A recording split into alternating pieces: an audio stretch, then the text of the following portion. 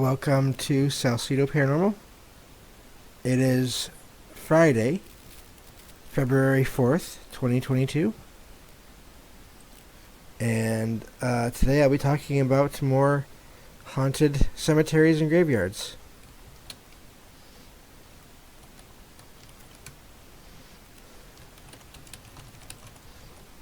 As always, if you'd like to find episodes of the show and links to social media, ways to donate, and other ways to contact me, you can find all of that at salcedoparanormal.podbean.com.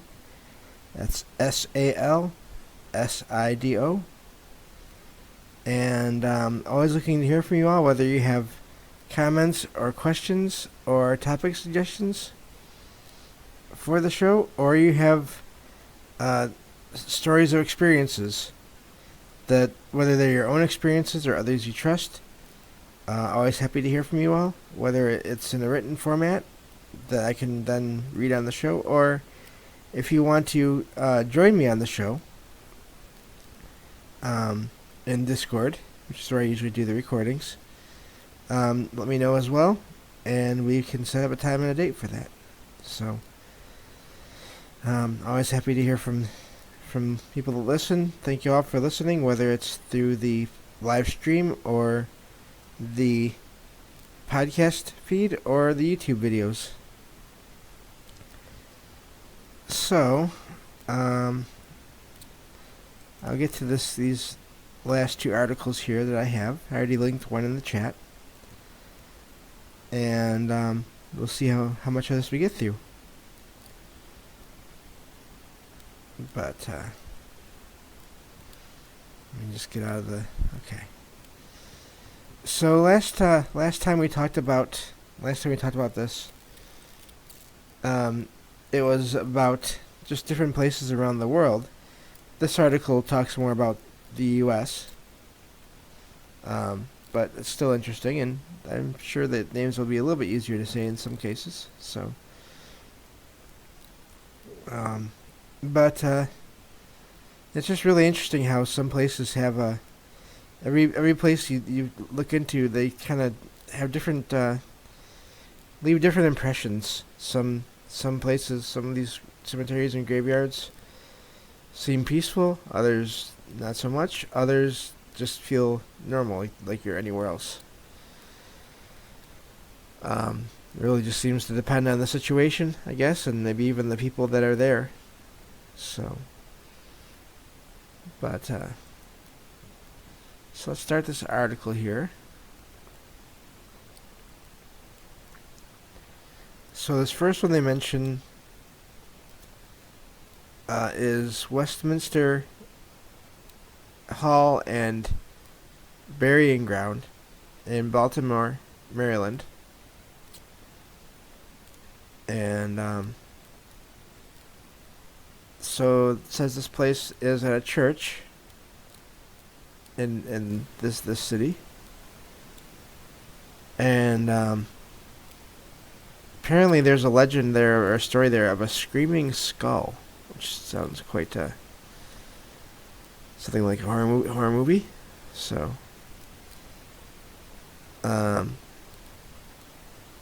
says the legend says that a minister was murdered there, and every night, and around the same time, his skull would start screaming. It says eventually the remains were dug up, and the skull was gagged. That's wonderful. Before being encased in concrete, that basically a block that is by the gravestone.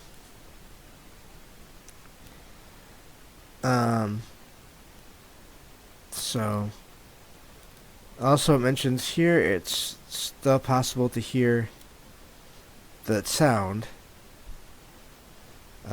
Also, apparently, Edgar Allan Poe is buried there, but he seems to be... apparently there's no reports of him being there in spirit form, so... I guess that's just a fact they wanted to throw in there. But so this next one is Union Cemetery, Easton, Connecticut. And some of these articles have pictures, so I would definitely recommend checking these out. So this cemetery dates back to the 1600s, and it's known locally as White Lady Cemetery, after apparently a figure that's seen there a lot. Again, it goes back to that whole thing of how common it is for this. It's basically something that pops up in a lot of stories. The White Lady, a woman in white. Apparently, this figure is seen just moving around the cemetery at night, and sometimes will go beyond the gates and onto the road. And this is even reported by drivers who actually end up hitting her with the vehicle, only to find that she had disappeared right after.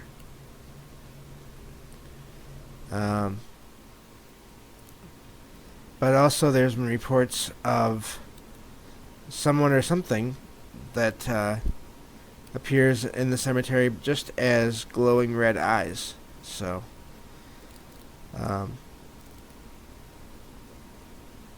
yeah, so that's the reports from that one. A lot of these have links to go further, apparently. I hadn't known that before. Didn't notice it before, but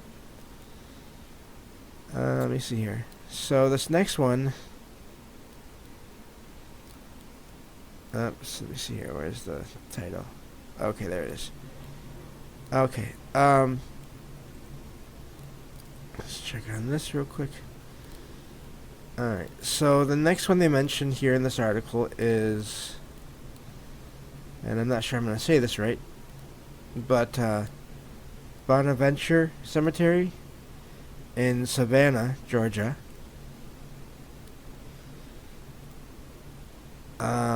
And yeah, it mentions in this article here, Savannah is known to be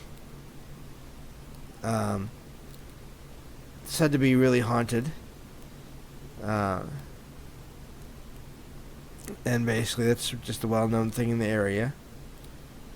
The most famous apparition there is apparently that of a little girl who died of pneumonia at just 6 years old. Apparently there's been apparitions of this little girl seen playing among the tombstones. And then there's also a legend of her, a statue of her by her grave, being said to cry tears of blood once in a while, which those always seem, I don't know how to explain that. I do think some stories get exaggerated, so I kind of hope that that's the case with that one, but you never know. So this next one they mentioned, and we covered it a little bit the last time I covered this topic, is Resurrection Cemetery in Justice, Illinois, which is near Chicago. A lot of ads in this article. Anyway, so this is where, of course, this is where there's another woman in white lady, known as Resurrection Mary. The story goes that she was a young girl killed in a hit-and-run accident sometime in the 1930s.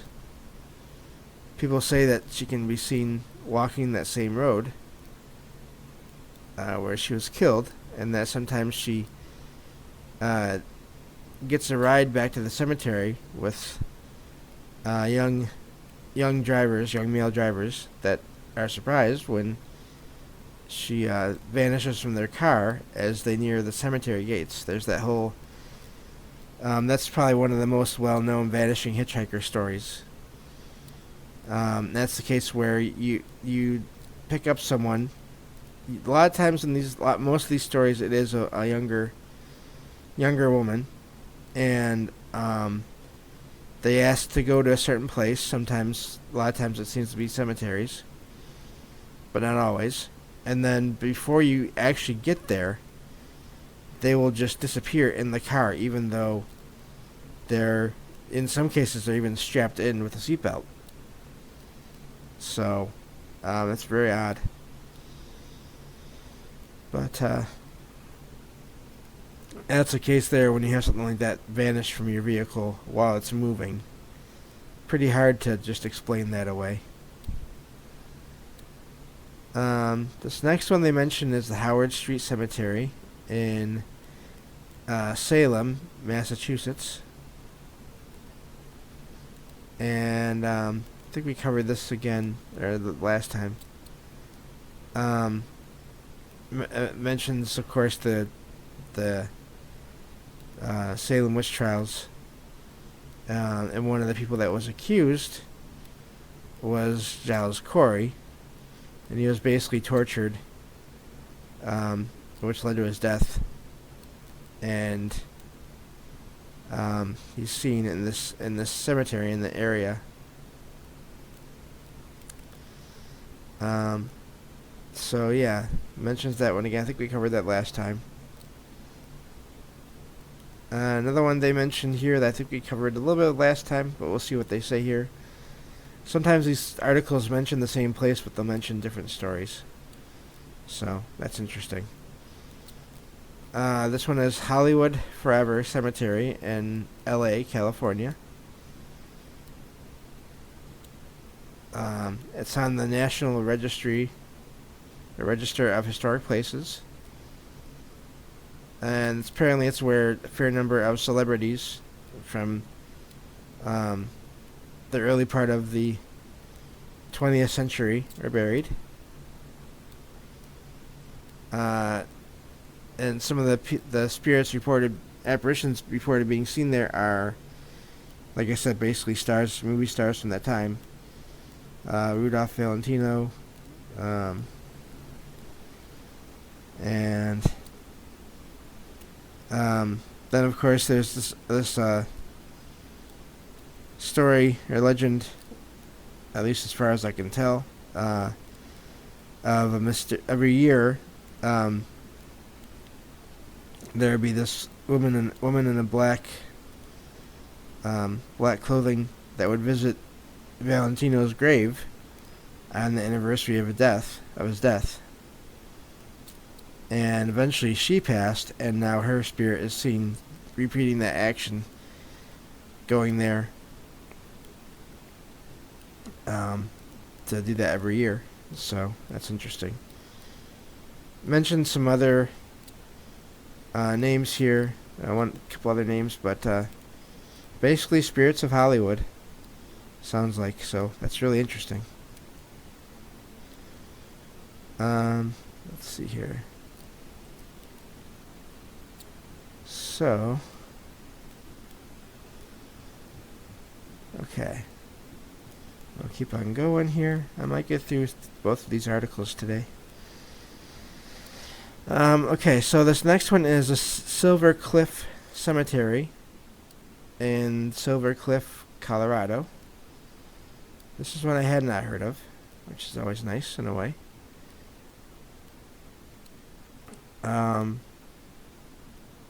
Apparently,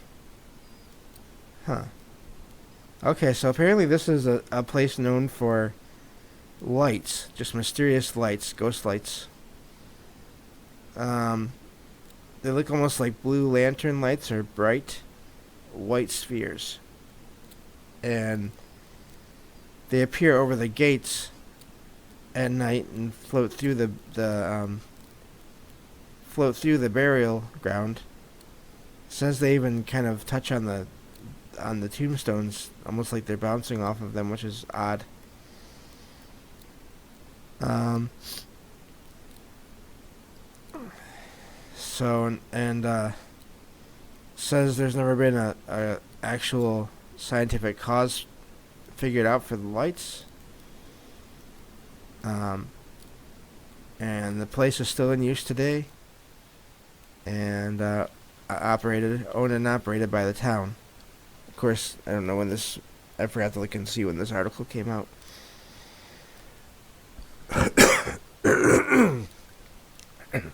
Excuse me. But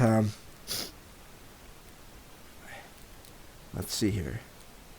This next one is the Stull Cemetery, and it says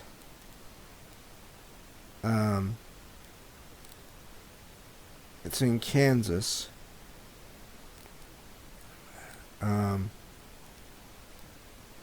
Apparently, there have been ghost stories linked to the place for hundreds of years, and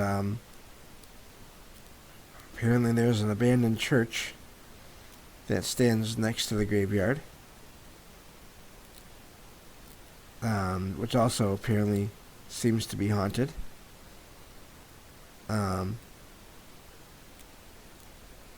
So let's see here. Says local legends say that it's been a evil place, which you always wonder how that comes about. But after, so let's see here. All right, goes over a lot of kind of just rumors and legends. Apparently, there's even one tree that is growing through a tombstone, which has to be just really odd to see. That is the center, a major center of activity there. And that's about all I say about that one, so I don't know. And there's no link either. So this next one they mentioned, we covered a little bit last time as well. The St. Louis Cemetery, New Orleans, Louisiana, and so let's see here. Mentions that New Orleans is also known for being haunted, just the whole area. And it's thought the cemetery is thought to be one of the world's most haunted of cemeteries. And of course, it mentions that this article keeps on jumping because of the ads. But it's a lot of the activity that is reported there is said to be due to the notorious, it says notorious in here, voodoo queen Marie Laveau. And that's basically a whole subject in and of itself. But if you look up that name, you'll find out more about that. And let's see here. Okay. That's basically where they end with that. That's okay. Huh. But yeah, it is said to be one of the really major hotspot for that. I think I covered that a little bit in the last episode of this little series, or two-part series probably. But and let's see here. So this next one is also one we mentioned last time, Boot Hill Cemetery in Tombstone, Arizona. And there's apparently it's not well cared for, so which they say of course makes it seem scarier. It's believed that many of those that are buried there have connections to the gunfight at the OK Corral. So I do remember the last time there was a reporting of seeing a figure like a cowboy, I believe. So, but this next one is Bachelor's Grove Cemetery in Bremen, Illinois.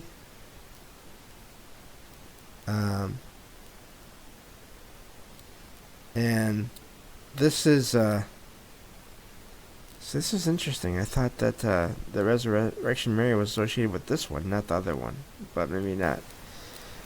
Maybe it just depends on who you talk to. There could be that too.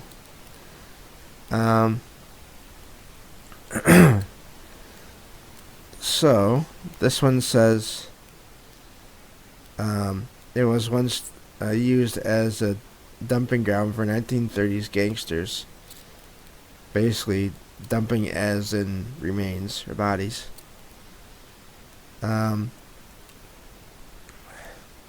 People have reported seeing ghostly woman sitting on the tombstones, which has been also. I do remember that. That was featured in that last article, the part one of this little series, where people actually caught a picture of that. Even though when they were looking through the camera, there was nothing there. So it's really odd. But so that's that article. I will, of course, include the link to that in the episode description. And I will put this other article in there as well. And we'll cover that. Might skip over the ones that we've already talked about a little bit, but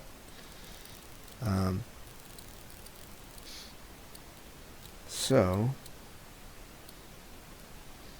let's see here. Okay. Let me just invert the colors because it's okay. Just looking. Okay. And the first one it mentions again is okay, this one looks a little better in terms of content here. Having more stuff. Mentions the St. Louis Cemetery, number 1, again. Mentions that there are multiple spirits that are said to haunt the place. Mentions the Marie Laveau again.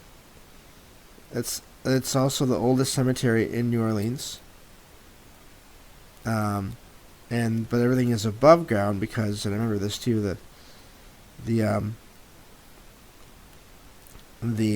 water table levels made it so they couldn't really bury much beneath the ground. So, okay. I'm just looking through this. Oh, here's one that I don't think we've covered. This one says Rookwood Cemetery in Sydney, Australia. Wow, it says close to 1 million people are buried in the cemetery. Let's